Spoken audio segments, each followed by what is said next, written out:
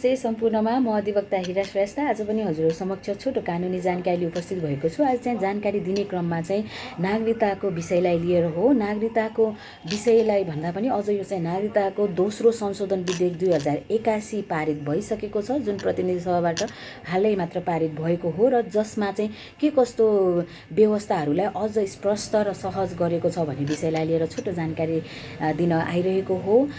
यदि हजुरहरूलाई चाहिँ यो सम्बन्धी कुनै नागरिकता सम्बन्धी कुनै समस्या परिरहेको छ भने हजुरहरूको चाहिँ सहजीकरणको लागि दोस्रो संशोधन मार्फत चाहिँ आमाको नामबाट नागरिकता पाउने व्यवस्था थप स्पष्ट र सहज रूपमा चाहिँ प्रस्ट्याएको छ यो विधेयकमा। र यति मात्र नभइकन यदि कुनै पनि नाबालकको चाहिँ बुवा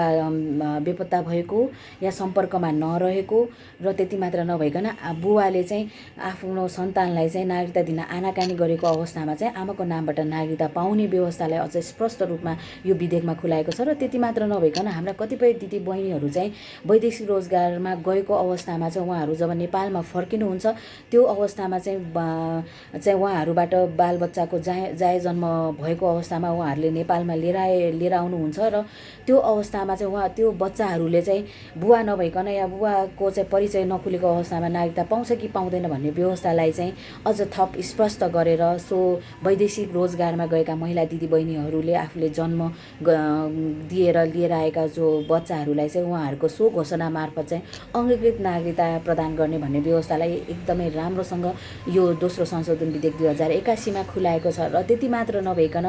नाबालकहरूको हकमा जुन चाहिँ उहाँहरू बालिग हुनुभन्दा अगाडि वैदेशिक कुनै भ्रमणमा या चाहिँ कुनै अध्ययनका लागि जानुपर्ने अवस्थामा चाहिँ उहाँहरूलाई जाने अप्ठ्यारो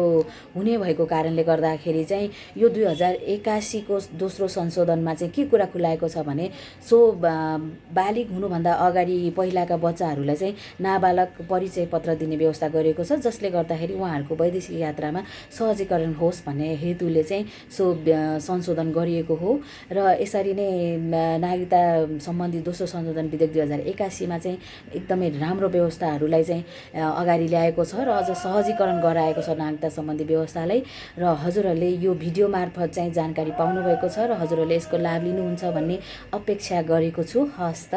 नमस्ते।